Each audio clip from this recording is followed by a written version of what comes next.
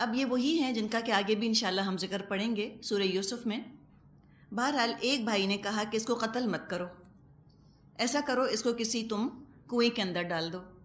اب یہاں پر آپ دیکھیے، ایک بڑے گناہ سے بچنے کے لیے وہ ایک چھوٹے گناہ کی بات کر رہے ہیں۔ اگر بات کرنی ہی تھی، نہیں عن المنکر کرنا ہی تھا، تو پوری طرح نہیں عن المنکر کرتے۔ جو یہاں پر وہ چوائس دے رہے ہیں، ٹھیک ہے، ان کا اپنا خلوص اس میں نظر آ رہا ہے، وہ نہیں چاہتے کہ یوسف علیہ السلام کو قتل کیا جائے، اور وہ دیکھ رہے ہیں کہ بھائی تل گئے ہیں قتل کرنے پر۔ جب انسان دیکھے کہ کوئی شخص کبیرہ گناہ پر تل گیا ہے، کسی صورت نہیں مان رہا، تو بعض دفعہ خیال ہی آتا ہے خلوص کی وجہ سے کہ اتنا بڑا گناہ کرنا چاہ رہا ہے یہ، چلو ہم اسے کسی چھوٹے گناہ کی طرف مائل کر دیتے ہیں۔ یہ کرنے سے بہتر ہے کہ انسان چھوٹے گناہ کو بھی چھوڑ دے اور سیدھا سیدھا نیکی کی طرف مائل کرے۔ بات آپ کو سمجھ آئی ہے؟ انہوں نے کہا نا وَأَلْقُوهُ فِي غِيَابَةِ الْجُبِّ، چلو اس کو ڈال دیتے ہیں کسی اندھے کنویں کے اندر۔ یہ بھی نہ ہی کہتے تو بہتر تھا، سیدھا سیدھا کہتے کہ تم نہ قتل کرو، نہ تم اس کو اندھے کنویں میں ڈالو، تم کیوں اپنی جان کے دشمن ہو رہے ہو؟ یہ طریقہ تھوڑی ہے باپ کی توجہ حاصل کرنے کا۔ باپ کا دل دکھا کر کون باپ کی توجہ حاصل کر سکتا ہے؟ اگر باپ کی توجہ حاصل کرنی ہے تو وہ کام کرو جو یوسف کرتے ہیں، اس طرح اپنے باپ کا احترام کرو، خدمت کرو، فرما برداری تعظیم کرو جیسے یوسف کرتے ہیں، تمہارے باپ تم سے بھی اسی طرح سے محبت کرنے لگ جائیں گے۔ لیکن انہوں نے بہرحال اپنی طرف سے یہ سوچا کہ چلو میں ان سے یہ کہہ دیتا ہوں کہ تم اس کو کسی اندھے کنویں میں ڈال دو۔ غیابۃ الجب جو لفظ آیا ہے، غیابہ غیب سے بنا ہے لفظ۔ کوئی کہتا ہے کہ غیابہ کا مطلب ہے کنویں کی تہ، ویل کا باٹم۔ بہرحال غیابہ اس چیز کو کہتے ہیں جو کسی چیز کو چھپا لے، غائب کر لے۔ غیابہ غیب سے غائب۔ قبر بھی چونکہ انسان کو چھپا لیتی ہے، غائب کر دیتی ہے، لہٰذا قبر کو بھی غیابہ کہا جاتا ہے۔ اور یہ جو جب لفظ آیا ہے، عام طور پہ تو کنویں کے لیے بیر کا لفظ آتا ہے نا، آگے پڑھیں گے انشاءاللہ ہم سورہ حج میں۔ بیر کہا جاتا ہے بر معونہ، بیر زمزم، تو بیر کہتے ہیں کنویں کو۔ جب کہا جاتا ہے ایسے کنویں کو کہ جس کی دیوار نہ اٹھائی گئی ہو، کچا کنواں، بس ایک ویل جیسی بنی ہے جس پہ اینٹیں وغیرہ جو ہیں وہ نہیں لگائیں، دیوار نہیں بنائی۔ سیارہ قافلے کو کہا جاتا ہے، جیسے آج کل گاڑی کو سیارہ کہتے ہیں، یا ہم کہتے ہیں نا طیارہ، اڑنے والا۔ سیارہ کہا جاتا ہے پلانٹس کو، اس لیے کہ وہ گھومتے رہتے ہیں، چلتے رہتے ہیں، تو سیارہ سے مراد ہے یہاں پہ کیراوین۔ یلتقط کا لفظ آیا ہے، لام قاف طا اس کا مادہ ہے، مطلب ہوتا ہے گری پڑی چیز جس کا اونر کوئی نہ ہو، جس کا مالک مل نہ رہا ہو۔ اسی سے ایک لفظ عربی میں استعمال کیا جاتا ہے لقیط۔ لقیط لقیط کہتے ہیں گرا پڑا بچہ، مراد ہے وہ بچہ جس کے باپ کا پتہ نہ ہو، جس کو اون کرنے والا کوئی نہ ہو، اس کو لقیط کہا جاتا ہے، اللیجٹمیٹ کو۔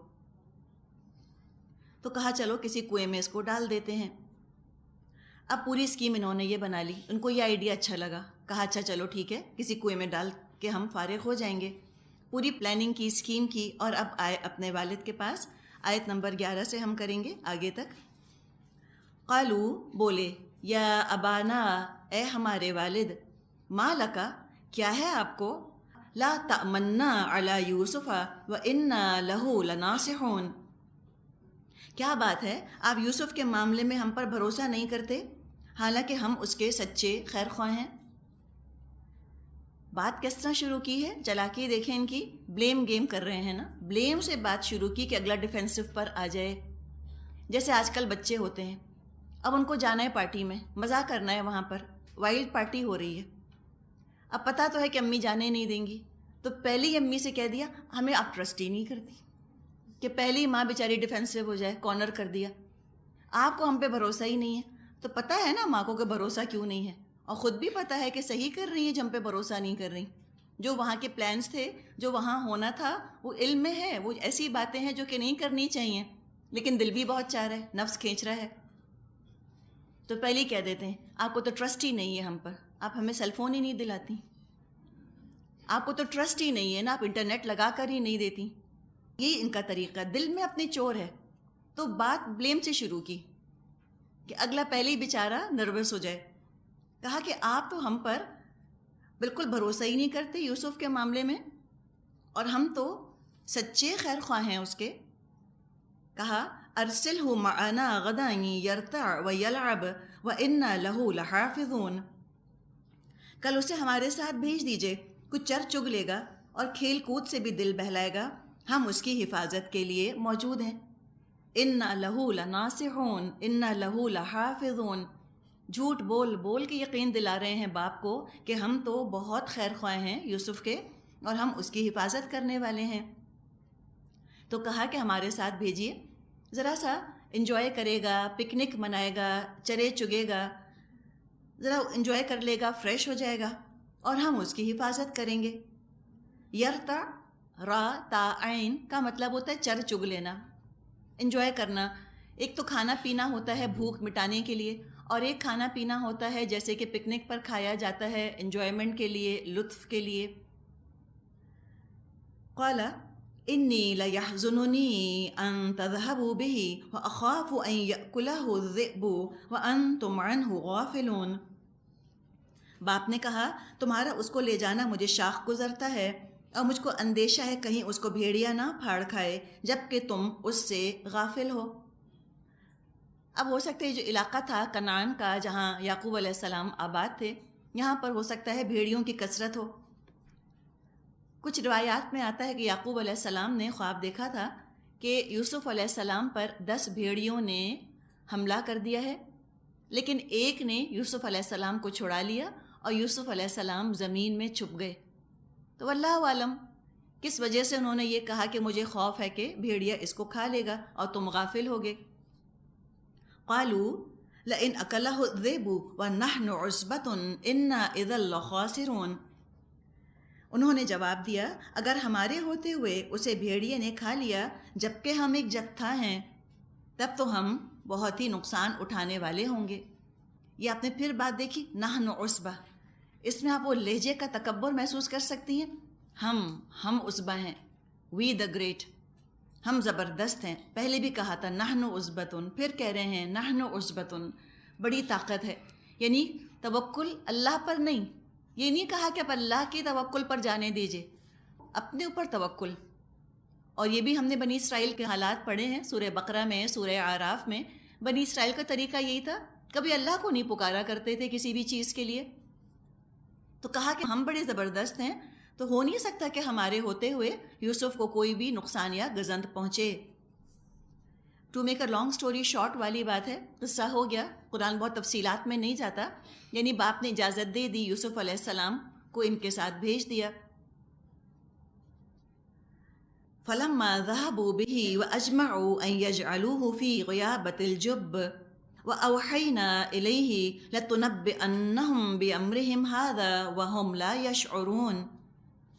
اسی طرح اصرار کر کے جب وہ اس کو لے گئے اور انہوں نے طے کر لیا کہ اسے ایک اندھے کنویں میں چھوڑ دیں، تو ہم نے یوسف کو وحی کی کہ ایک وقت آئے گا جب تو ان لوگوں کو ان کی یہ حرکت جتائے گا، یہ اپنے فعل کے نتائج سے بے خبر ہیں. روایات میں یہ بات آتی ہے کہ سب بھائی باپ کے سامنے تو یوسف علیہ السلام کو اپنے کندھوں پر باری باری لے کر چلے جہاں تک باپ دیکھ سکتے تھے. جب باپ کی نظروں سے اوجھل ہو گئے تو ان کو نیچے پٹخ دیا. چھوٹے سے تھے یوسف علیہ السلام، تیز چل نہ سکتے تھے، ایک ایک بھائی کے پاس جاتے تھے لیکن کوئی بھی ہمدردی نہ کرتا تھا.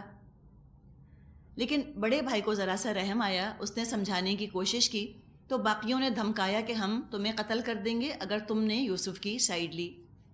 لیکن اللہ تعالیٰ نے یوسف علیہ السلام کے دل پر سکینت اور اطمینان نازل فرمایا. اوحینا کا جو ذکر آیا ہے، اوحینا وحی کی، یہ وحی نبوت کی بات نہیں کی جا رہی، یہاں مراد ہے الہام. جیسے کہ موسیٰ علیہ السلام کی ماں کو الہام کیا تھا، یا اللہ تعالیٰ جیسے شہد کی مکھی کی طرف الہام فرماتا ہے کہ وہ کس طرح شہد بنائے، اس طرح کا الہام ہے، ایک خیال جو دل میں آ جائے. تو اللہ تعالیٰ نے ان کی طرف الہام کیا، یوسف علیہ السلام کی طرف، کہ ایک وقت آئے گا جب تم ان کو جتلاؤ گے کہ انہوں نے کیا معاملہ تمہارے ساتھ کیا تھا.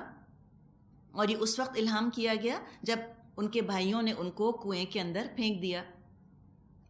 کہا جاتا ہے کہ ڈول میں بٹھایا اور کنویں میں لٹکایا، جب کافی فاصلہ طے ہو گیا تو انہوں نے ڈول کی رسی کاٹ دی۔ پانی میں گرے لیکن چوٹ نہیں لگی، قریبی کوئی پتھر سا نکلا ہوا تھا، اس پر یوسف علیہ السلام بیٹھ گئے۔ اب آئے وَجَاءُوا أَبَاهُمْ عِشَاءً يَبْكُونَ، شام کو روتے پیٹتے اپنے باپ کے پاس آئے۔ قالوا یا ابانا انا ذهبنا نستبق وترکنا یوسف عند متاعنا فاکلہ الذئب، کہنے لگے ابا جان ہم دوڑ کا مقابلہ کرنے میں لگ گئے تھے اور یوسف کو ہم نے اپنے سامان کے پاس چھوڑ دیا تھا، اتنے میں بھیڑیا آ کر اسے کھا گیا۔ یبکون، جس کو ہم اردو میں کہیں نا ٹسوے بہاتے، جھوٹ موٹ روتے دھوتے ایسے کرتے ہوئے آ گئے۔ پھر کہنے لگے وَمَا أَنْتَ بِمُؤْمِنٍ لَنَا وَلَوْ كُنَّا صَادِقِينَ، آپ ہماری بات کا یقین نہیں کریں گے چاہے ہم سچے ہی کیوں نہ ہوں۔ پھر آپ نے دیکھا، پھر کارنر کرنا دوسرے کو، پھر ڈیفینسو پر کر دیا یعقوب علیہ السلام کو۔ یہ کہنے کی ضرورت نہیں تھی، لیکن اپنے دل میں چور تھا تو اپنا بلیم پھر ڈال دیا ان کے اوپر کہ ہم تو سچ بول رہے ہیں لیکن آپ تو ہماری بات کا یقین ہی نہیں کریں گے۔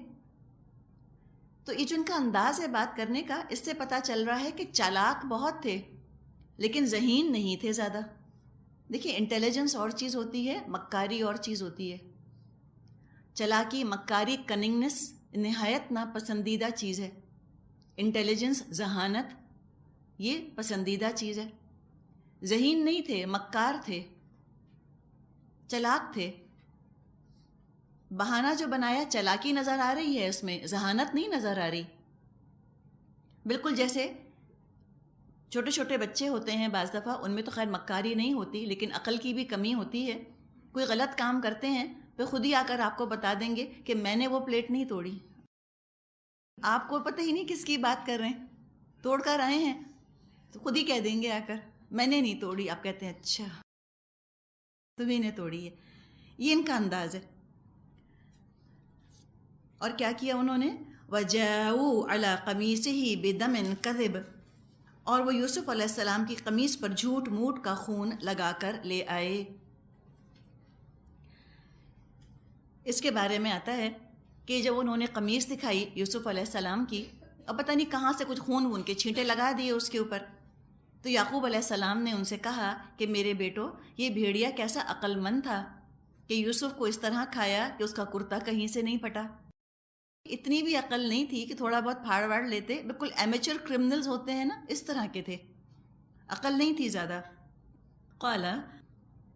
قال بل سولت لکم انفسکم امرا، یہ سن کر ان کے باپ نے کہا بلکہ تمہارے نفس نے تمہارے لیے ایک بڑے کام کو آسان بنا دیا ہے۔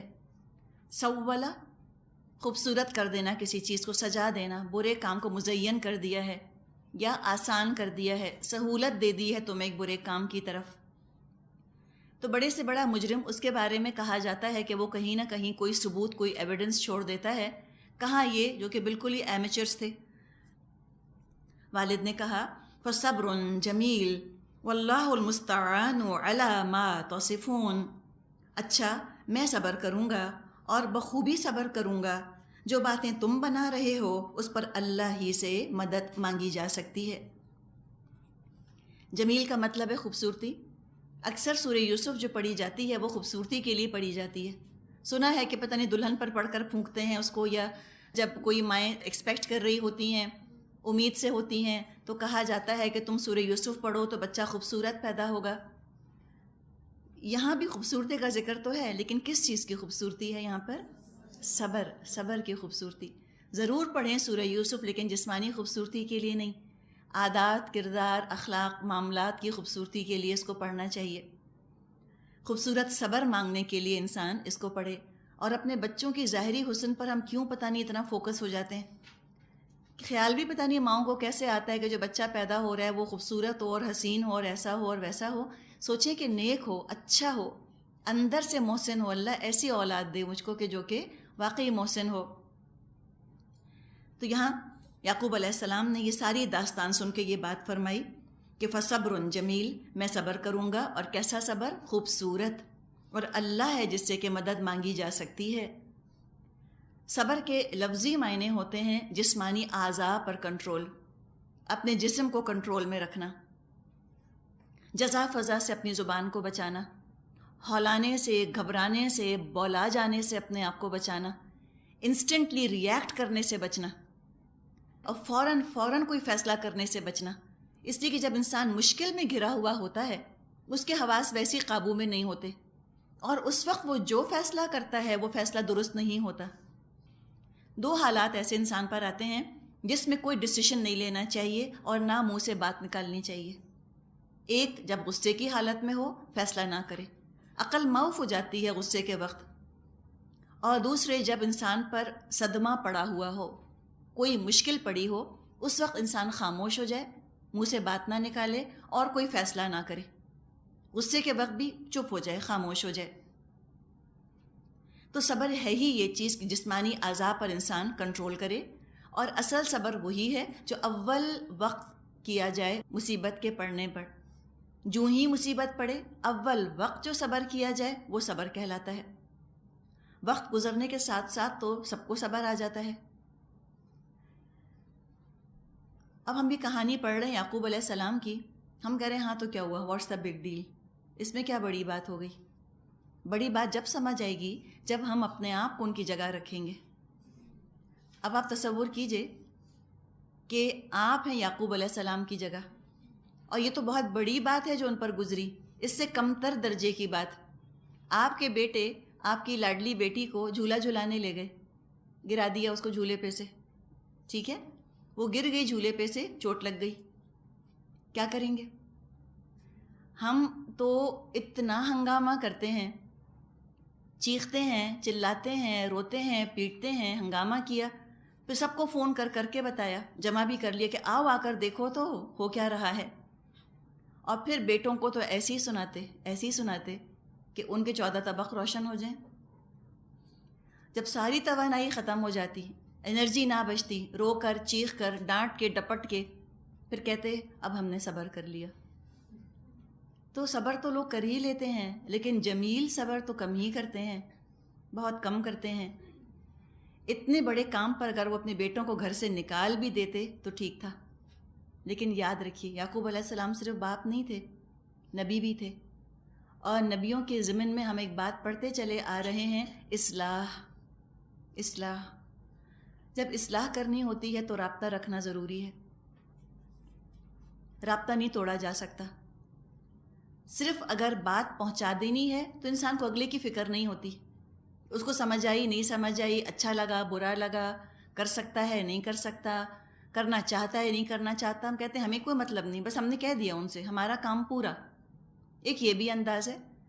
تبلیغ دو وجوہات سے کی جاتی ہے، ایک میں انسان خود غرضی سے تبلیغ کر رہا ہوتا ہے کہ میری ذمہ داری ادا ہو جائے، ایک انسان تبلیغ کر رہا ہوتا ہے بے غرضی سے، اور جب میری ذمہ داری ادا ہو جائے وہ سوچتا ہے تو خالی اپنا سوچتا ہے، اپنے بارے میں۔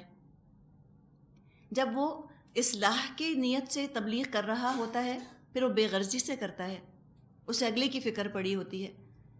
تو یعقوب علیہ السلام نبی بھی تھے، نبی جس کے دل میں قوم کا درد ہوتا ہے، تو کیسے ہو سکتا ہے کہ ان کے دل میں اولاد کا درد نہ ہو؟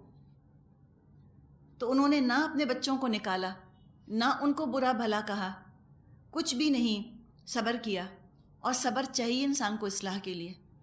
اگر اصلاح نہیں کرنی تو تبلیغ کرنا کوئی صبر آزما کام نہیں ہے، آپ جائیں، آپ بتا کر آ جائیں، آپ کو کوئی پرواہ نہیں اس کے بعد کوئی سنتا ہے کہ نہیں، لیکن اگر اصلاح کی نیت سے سنا رہے ہیں، بتا رہے ہیں، تو پھر صبر چاہیے۔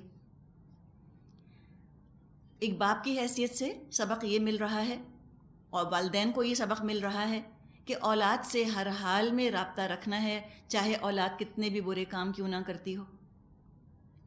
ان کو ایلینیٹ نہیں کرنا، ان کو آئسولیٹ نہیں کرنا۔ صبر جمیل کے اندر ایک اور چیز بھی آتی ہے جو کہ اصلاح کے لیے ضروری ہے، وہ یہ ہے کہ اگر سامنے والے سے غلطی ہو جائے، قصور ہو جائے، اب اٹھتے بیٹھتے، سوتے جاگتے ہر وقت اس کو نیزہ نہیں چبونا، تانے دے دے کر، تم تو ایسے ہی ہو، تم تو ایسے ہو۔ یہ غیر معمولی وقار ہے جس کا کہ مظاہرہ یعقوب علیہ السلام نے کیا ہے۔ حقیقت ہے کہ ہم والدین اپنے دل پر ہاتھ رکھیں، ہم ایسے نہیں کر سکتے تھے کبھی بھی۔ جس طرح یعقوب علیہ السلام نے صبر کیا ہے، غیر معمولی ہے، ان یوزول ہے، ایکسیپشنل ہے۔ لیکن بہت سے سبق بھی ہیں ہمارے لیے۔ اولاد ہوتی ہے ہماری، چھوٹی ہے نا، تربیت ہم کر رہے ہیں اس کی، غلطیاں کرتی ہے اولاد۔ بعض دفعہ والدین بھولنے نہیں دیتے اولاد کو ان کی غلطیاں، باقاعدہ تانے دیتے ہیں، باقاعدہ طنز کرتے ہیں، تم تو ہو ہی ایسے، تم نے تو یہ کیا تھا، تم تو ہو ہی ایسے، تم نے تو یہ کیا تھا۔ یا بیٹیوں کو کہ بس تم تو ایسی ہی ہو، تم نے تو ہمیشہ ایسے ہی کیا ہمارے ساتھ۔ تانے اتنے دیتے ہیں اولاد کو، تو بتائیے اولاد کے دل میں آخر والدین کی جگہ کیسے بنے گی؟ جہاں ابھی تک ہم نے اتنی بات کی ہے کہ اولاد والدین کے ساتھ کیا سلوک کرے، وہاں اب والدین کی ذمہ داریاں بھی تو پتہ چل رہی ہیں کہ والدین میچور ہوں، میچور، وہ والدہ ہیں یا وہ والد ہیں، وہ ہم عمر نہیں ہیں بچوں کے۔ اللہ نے آپ کو ذمہ دار بنایا ہے بچوں کا، آپ ان کی برابری نہیں کر سکتی۔ ایک تو مشکل ہمارے یہاں یہ ہو گئی ہے کہ آج کل ہم کو ینگ بننے کا شوق اتنا ہو گیا ہے کہ ہم کو وہ کلنڈرا بنے رہنا ہے بیٹیوں بیٹوں جیسا۔ یہ نہیں ہو سکتا۔ آپ چاہے لگیں چاہے نہ لگیں، آپ ماں ہیں، آپ ماں ہیں، اور آپ ماں بن کر رہیے۔ آپ کے اندر زیادہ ٹھہراؤ، زیادہ وقار ہونا چاہیے۔ عمر اگر بڑھ رہی ہے، عمر کے ساتھ بزرگی آنی چاہیے، لیکن وہ ینگ لگنے کے شوق کا کیا کریں، وہ بزرگی آنے نہیں دیتی یہ چیز۔ ہر وقت یوں لگتا ہے کہ آج کل جو لوگ ہیں نا، وہ پنک پولکا ڈاٹس کی شرٹس پہن کر بیٹھی ہیں، ینگ۔ بڑا ہی نہیں ہونا، بڑا ہی نہیں ہونا، 2 پونیز بنائے رکھتی ہیں اپنی۔ چھوڑ دیں، بڑی ہو جائیں، اب بنائیں کس کے جوڑا، اب آپ ہو گئی ہیں بڑی، ماں ہیں، اب آپ کو ذمہ دار ہونا ہے۔ تو عمر کے ساتھ بزرگی آنا بڑی خوش قسمتی ہے۔ لوگ بڈھے ہو جاتے ہیں، بزرگ نہیں ہوتے، بزرگی اور چیز ہے۔ تو دعا کریں اللہ سے بزرگی کی، ٹھہراؤ پیدا کریں اپنے اندر، معاملہ فہمی ہونی چاہیے۔ جس معاشرے میں، جس خاندان کے اندر بزرگوں میں ٹھہراؤ ہوتا ہے، اور دعا کریں اللہ سے کہ اللہ ہمیں بزرگ بنائے۔ جب بزرگوں میں ٹھہراؤ ہوتا ہے، میچورٹی ہوتی ہے، خاندان سٹیبل ہوتا ہے۔ اس لیے کہ ینگ لوگ تو ویسے ہی ہائپر ہوتے ہیں، اب ینگ کے ساتھ، بچوں کے ساتھ والدین بھی اگر ہائپر ہو جائیں گے تو اس گھر میں کیا ہوگا؟ تو والدین کے اندر ٹھہراؤ، ان کے اندر سکون، یہ چیز ہونی چاہیے۔ آپ کبھی کسی پودے کو دیکھیں، ہمارے باغ میں آج کل ایک فرن نکل رہا ہے، اب اس میں یہ ہے کہ پہلے وہ اس کے پتے نکلے بیچ میں، پچھلے دنوں جا کر دیکھا تو کیا ہوا کہ وہ جو پرانے پتے تھے وہ کھل کر ایک طرف ہو گئے پیچھے، اور بیچ میں نئے پتے نکل آئے۔ اتنا خوبصورت وہ لگا دیکھنے میں، بالکل لگا کہ جیسے جو پتے پیچھے ہو گئے ہیں نا، یہ والدین ہیں، انہوں نے نئی جنریشن کو جگہ دے دی۔ لیکن پیچھے ہوئے ہیں، پروٹیکشن نہیں چھوڑا، حفاظت کا دائرہ بنا کر رکھا ہوا ہے، اور بیچ میں اولاد ہے، نئی نسل ہے جو کہ فریش نسل ہے، وہ پروان چڑھ رہی ہے۔ تو والدین کا کام یہ ہوتا ہے کہ پیچھے سٹیبلٹی رکھیں، بیک گراؤنڈ میں موجود رہیں، بیک گراؤنڈ میں موجود رہیں کہ اگر کبھی اولاد کو ضرورت پڑتی ہے تو ہم موجود ہیں۔ لیکن اس طرح اولاد کی زندگی کو ٹیک اوور کرنے کی کوشش نہ کریں کہ ان کی زندگی گزارنے لگ جائیں ان کے لیے، اور نہ اولاد کی برابری کرنے کی کوشش کریں۔ اولاد کی برابری مت کریں، آپ میں زیادہ ٹھہراؤ ہونا چاہیے۔ دیکھیں ذرا یعقوب علیہ السلام کو، کس طرح ان کے اندر وقار ہے، کیسا ان کے اندر صبر ہے، کیسے اپنی اولاد کی اتنی بڑی غلطی کوتاہی پر بھی وہ صبر کر رہے ہیں، نہ رابطہ توڑا، نہ ان کو تانے دیے۔ یہ ہے دراصل صبر۔ رابطہ رکھیں گے تو اولاد کی اصلاح ہوگی، اگر اولاد کو اٹھا کر کاٹ کر پھینک دیا تو اصلاح بھی نہیں ہو سکتی۔ اب یہاں تک قصہ پورا ہوا یعقوب علیہ السلام کا۔ اب یوں سمجھے جیسے کہ منظر جو ہے وہ بدل رہا ہے، سین چینج ہو رہا ہے۔ آیت نمبر 19، یوسف علیہ السلام کی طرف توجہ دلائی جا رہی ہے۔ وَجَاءَتْ سَيَّارَةٌ فَأَرْسَلُوا وَارِدَهُمْ فَأَدْلَىٰ دَلْوَهُ۔ ادھر ایک قافلہ آیا اور اس نے اپنے سقے کو پانی لانے کے لیے بھیجا۔ سقے نے جو کنویں میں ڈول ڈالا تو یوسف علیہ السلام کو دیکھا۔ قال یا بشرا ھذا غلام واسروه بضاعة واللہ علیم بما یعملون۔ وہ پکار اٹھا، مبارک ہو، یہاں تو ایک لڑکا ہے، ان لوگوں نے اس کو مال تجارت سمجھ کر چھپا لیا، حالانکہ جو کچھ وہ کر رہے تھے اللہ اس سے باخبر تھا۔ وارد کا مطلب ہوتا ہے کسی چشمے پر یا گھاٹ پر آنے والا۔ ہوا یہ کرتا تھا دستور و زمانے میں کہ قافلہ جب چلتا تھا تو قافلے سے آگے آگے وہ ایک آدمی کو بھیجا کرتے تھے جو پانی وغیرہ کا بندوبست کر کے رکھے، جگہ ڈھونڈے جہاں پر پانی ہے، پھر آ کر قافلے کو بتائے تاکہ قافلہ جب پڑاؤ ڈالے تو کنویں کے پاس پڑاؤ ڈالے، جس کو آج کل ہم سقا کہتے ہیں نا۔ سقا کا مطلب پانی پلانا، سقا پانی پلانے والا۔ اس نے جب ڈول ڈالا، یوسف علیہ السلام ڈول پر بیٹھ کے باہر آ گئے۔ اس سے خود آپ کو اندازہ ہو رہا ہے کہ وہ بچے سے ہی ہوں گے، 8 9 10 سال کے، یعنی بہت بڑے تو نہیں ہوں گے، ورنہ اتنا بڑا مرد وہ تو ڈول پر بیٹھ کر نہیں آ سکتا اوپر۔ تو یہ قرآن کا انداز دیکھیں، ان نیسیسری ڈیٹیلز دیے بغیر، غیر ضروری تفصیلات دیے بغیر بات کو کیسے کونسائز کر دیتا ہے، مختصر کر دیتا ہے، پوری ایک ورڈ پکچر ہے جو انسان کے سامنے آ جاتی ہے۔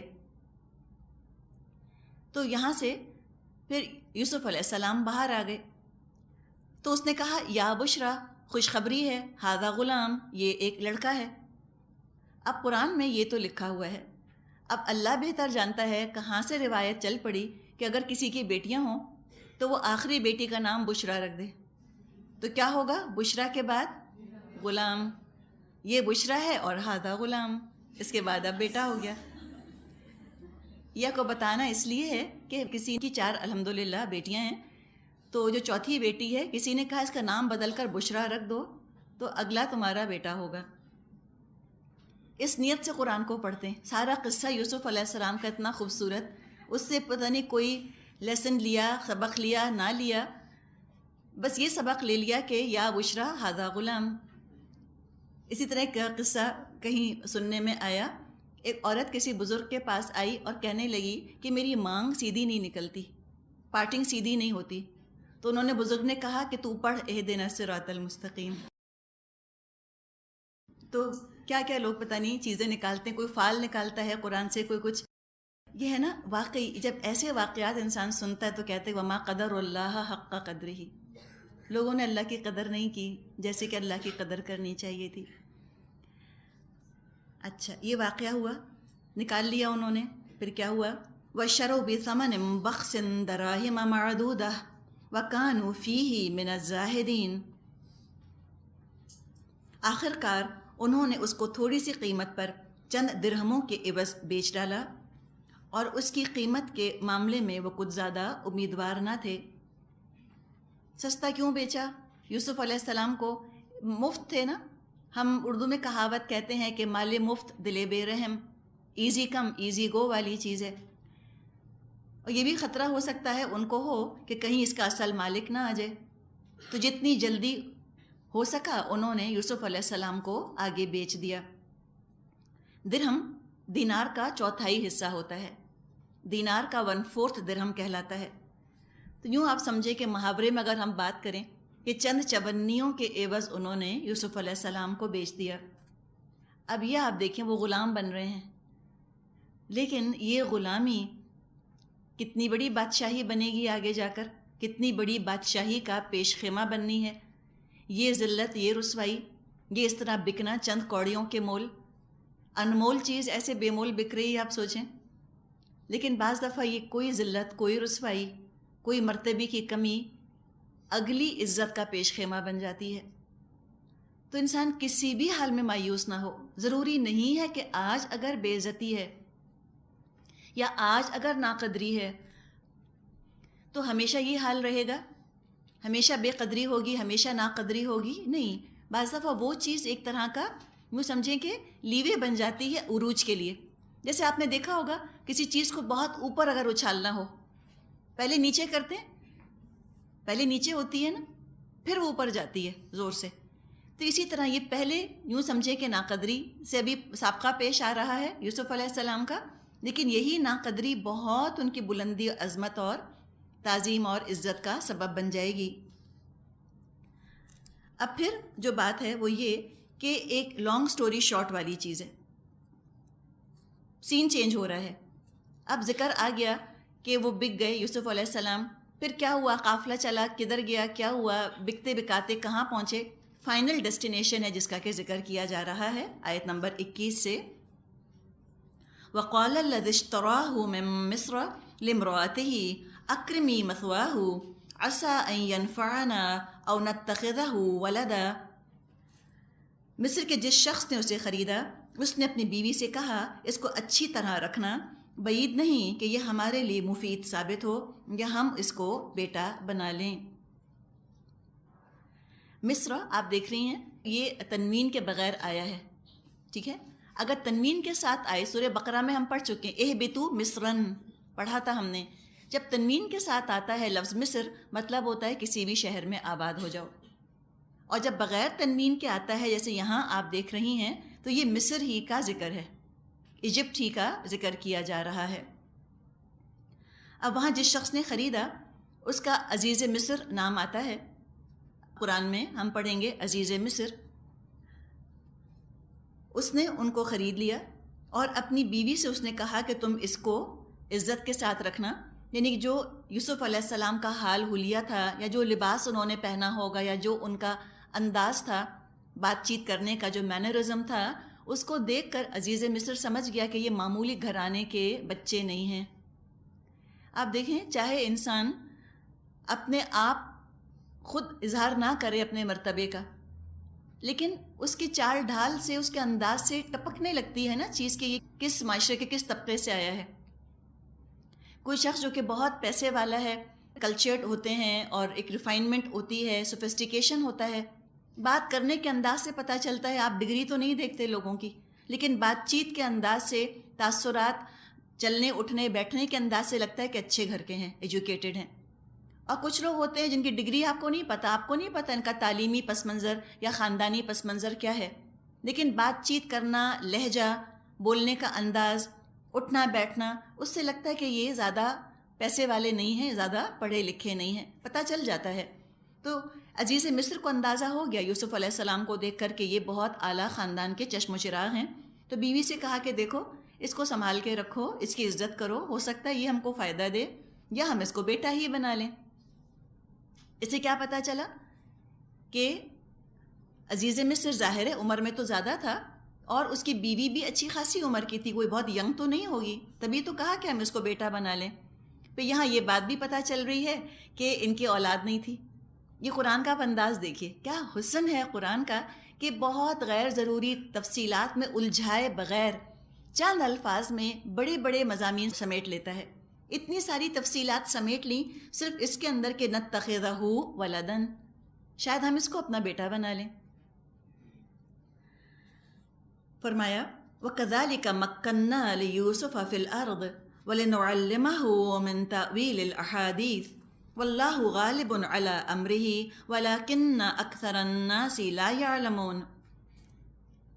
اس طرح ہم نے یوسف کے لیے اس سرزمین میں قدم جمانے کی صورت نکالی اور اسے معاملہ فہمی کی تعلیم دینے کا انتظام کیا.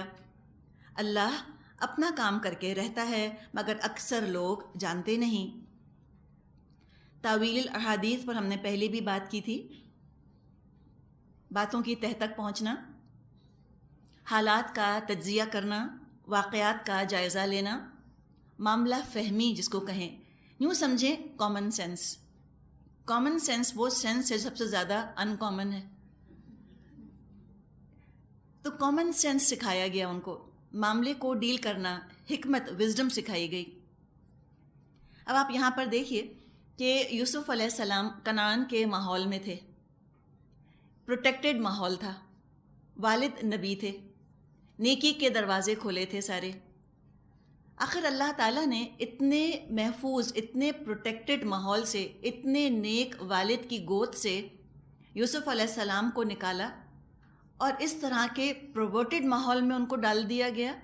مصر کا ماحول کیا آج یورپ کا یا امریکہ کا ماحول ہوگا جو زمانے میں مصر کا تھا؟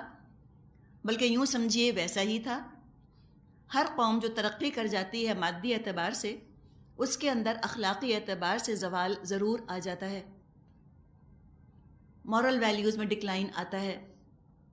ایک سیسو کا سا تصور ہے جو ہمیں ملتا ہے، الا یہ کہ اسلامی حکومت ہو. جب اسلامی حکومت میں ترقی ہوتی ہے تو یہ سیسو نہیں ہوتا. مادی اعتبار سے بھی ترقی ہوتی ہے، اخلاقی اعتبار سے بھی ترقی ہوتی ہے۔ لیکن یہاں پر جہاں پہ اسلام موجود نہ ہو، جیسے کہ مصر میں نہیں تھا، یہاں مادی ترقی تھی لیکن اخلاقی زوال تھا، پروورٹڈ ماحول تھا بہت زیادہ۔ تو آخر یہ کام کیوں ہوا؟ ایسے کیوں کیا گیا؟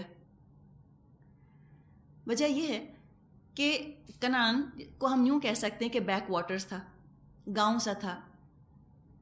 اگر یوسف علیہ السلام ساری زندگی وہاں گزارتے تو معاملہ فہمی، تأویل الاحادیث نہ سیکھ سکتے۔ سیکھنے کے لیے ایکسپوجر ضروری ہے، تو ان کو ایکسپوز کیا جا رہا ہے، ورنہ وہ اسی ماحول میں رہ جاتے۔ یہاں پر ان کو ایسے ماحول میں ڈالا گیا، نفس کے مزاج کے خلاف ماحول میں ڈالا گیا تاکہ قوت برداشت پیدا ہو، پختگی آئے، حکمت آئے، لوگوں کے طور طریقے دیکھ لیں، ایکسپوجر ہو اور تجربہ ہو۔ اور جو کام پھر ان کے سپرد کیا جانے والا تھا آئندہ یوسف علیہ السلام کے سپرد، اس کے لیے یہ ضروری تربیت تھی، یہ ضروری تربیت تھی جو ان کو دی جا رہی تھی۔ تو اللہ تعالیٰ نے یہی فرمایا اپنے بارے میں کہ اللہ تو ہر معاملے پر غالب ہے، لیکن اکثر لوگ جانتے نہیں۔ تھوڑا سا اس میں سمجھیے کہ اشارہ ہے اس چیز کی طرف کہ بعض دفعہ ہم اپنے بچوں کو باہر بھیجتے ہوئے گھبراتے ہیں۔ ہم کہتے ہیں اتنا خراب ماحول ہے، اتنا گندا ماحول ہے، کوئی شک نہیں۔ بچے ہمارے پاس ہوتے ہیں، ہم نماز روزی کی ترغیب ان کو دیتے رہتے ہیں، ہم ان کے اخلاق کردار کی حفاظت کرتے ہیں، ہم کہتے ہیں وہاں جائیں گے، وہاں کا تو ماحول ہی بڑا بگڑا ہوا خراب ہے۔ لیکن اگر آپ یہ چاہتی ہیں کہ آپ کے بچوں میں پختگی آئے تو آپ یہ کام اگر کر سکتی ہیں، اگر اللہ نے آپ کو اسباب دیے ہیں تو کر جائیے، اور اللہ سے دعا کیجئے کہ اللہ اس سے بہتری نکالے اور ہماری اولاد سے وہ کام لے لے جو کہ اللہ تعالیٰ نے نبیوں کے سپرد کیا تھا۔ ظاہر ہے ہماری اولاد نبی یا رسول تو نہیں بن سکتی، نبوت کا، رسالت کا دروازہ تو بند ہے، لیکن کام تو چل رہا ہے نا رسالت کا۔ تو جن لوگوں میں تبلیغ کرنی تھی یوسف علیہ السلام کو، جن تک ان کو پیغام اللہ کا پہنچانا تھا، ان لوگوں میں پہنچا دیا گیا ان کو، تاکہ ان کے حالات کو، ان کے واقعات، ان کے پس منظر، بیک گراؤنڈ، ذہنیت، ان کے فیئرز، فوبیاز، کمزوریاں، انسیکیورٹیز سب یوسف علیہ السلام کے علم میں آ جائیں۔ اور آج بھی ہم یہی دیکھ رہے ہیں کہ اگر ہم چاہتے ہیں کہ مغربی ممالک میں تبلیغ کی جائے، یا جیسے لوگ کہتے ہیں کہ انگلش سپیکنگ طبقے کو تبلیغ کی جائے، تو سب سے بڑا بیریئر کیا ہے آج کل؟ بیریئر یہ نہیں ہے کہ لوگوں کے پاس علم نہیں ہے، الحمدللہ بڑے بڑے عالم آج بیٹھے ہیں، لینگویج بیریئر ہے نا، ویو لینتھ کا پرابلم ہے، ویو لینتھ نہیں ملتی علماء کی اور ینگ جنریشن کی، جو علماء ہیں ان کی اور جو انگریزی بولنے والے ہیں ان کی ویو لینتھ نہیں ملتی، تو علم جو ہے وہ امپارٹ نہیں ہو پا رہا۔ علم میں اور لوگوں میں زبان کی رکاوٹ ہے جو کہ آ گئی ہے۔ وہی لوگ یہ تبلیغ کا کام کر سکتے ہیں جو کہ ان ملکوں میں پڑھ کر آئے ہیں، ان ملکوں میں رہ کر آئے ہیں، وہ جس طرح بات کر سکتے ہیں اس طرح ایک اردو بولنے والا یا صرف پنجابی یا عربی بولنے والا ان سے بات نہیں کر سکتا۔ آج کل کے بچے جو انگلش میڈیم سکولز میں پڑھ رہے ہیں وہ کہتے ہیں میں سمجھ ہی نہیں آتا وہ درس میں کہتی کیا ہیں۔ تو اب ضرورت ہے نا کہ انگلش میں یہ سارے کام کیے جائیں اور ان کی ویو لینتھ پر، ان کی ٹرمینالوجی میں وہ باتیں کی جائیں، اور ان کے لیول پر آ کر ان کی مینٹل ویو لینتھ کے ساتھ مل کر یہ بات کی جائے تاکہ ان کو بات سمجھ آ جائے۔ تو بہت سے اس کے اندر فائدے ہیں۔ اپنی نیت ہم خالص رکھیں کہ ہم اپنے بچوں کو آخر کس کے لیے پڑھوا رہے ہیں یا باہر ہم کیوں بھیجتے ہیں۔ آیت نمبر 22 یہاں سے ہم شروع کرتے ہیں۔ پھر بیچ میں محسوس ہو رہا ہے کہ کچھ وقفہ گزر گیا، ٹائم پیریڈ گزر گیا، چند سال گزر گئے، یوسف علیہ السلام بڑے ہو گئے، جوان ہو گئے۔ وَلَمَّا بَلَغَ أَشُدَّهُ آتَيْنَاهُ حُكْمًا وَعِلْمًا وَكَذَلِكَ نَجْزِي الْمُحْسِنِينَ۔ اور جب وہ اپنی پوری جوانی کو پہنچا تو ہم نے اسے قوت فیصلہ اور علم عطا کیا، اس طرح ہم نیک لوگوں کو جزا دیتے ہیں۔ اشد لفظ نہیں ہے بلکہ اشد لفظ آ رہا ہے۔ اشد کا لفظ استعمال ہوتا ہے میچورٹی کے لیے۔ ذہنی بلوغت کی عمر الگ ہوتی ہے اور جسمانی بلوغت کی عمر الگ ہوتی ہے، یعنی فزیکل پیوبرٹی کی عمر مختلف ہے اور مینٹل میچورٹی کی عمر جو ہے وہ مختلف ہے. دونوں ہی کے لیے اشدھ کا لفظ قرآن میں استعمال ہوا ہے. یہاں مراد ہے کہ بھرپور جوانی کو پہنچ جانا. اور یہ جو بات اللہ تعالیٰ نے فرمائی کہ ہم نے ان کو حکم اور علم سے نوازا، عام مفسرین کا خیال یہ ہے کہ یہاں مراد حکمت اور علم سے نبوت ہے،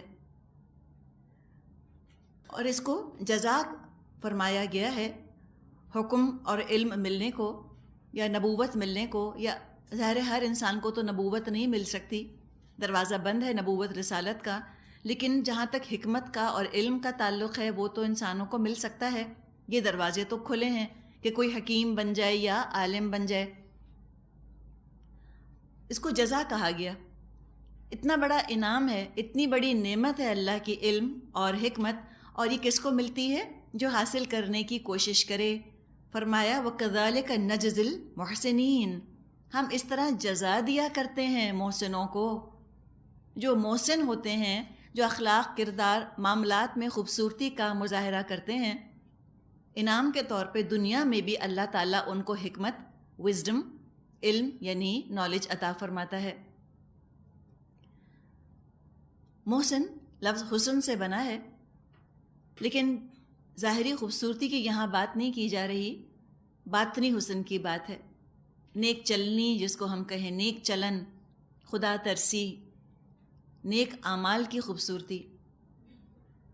ظاہری حسن نکھارنا، سنوارنا، بڑھانا انسان کے بس کی بات نہیں ہے، لیکن باطنی حسن سنوارنا، نکھارنا، باطنی حسن بڑھانا، یہ انسان کے اختیار میں ہے.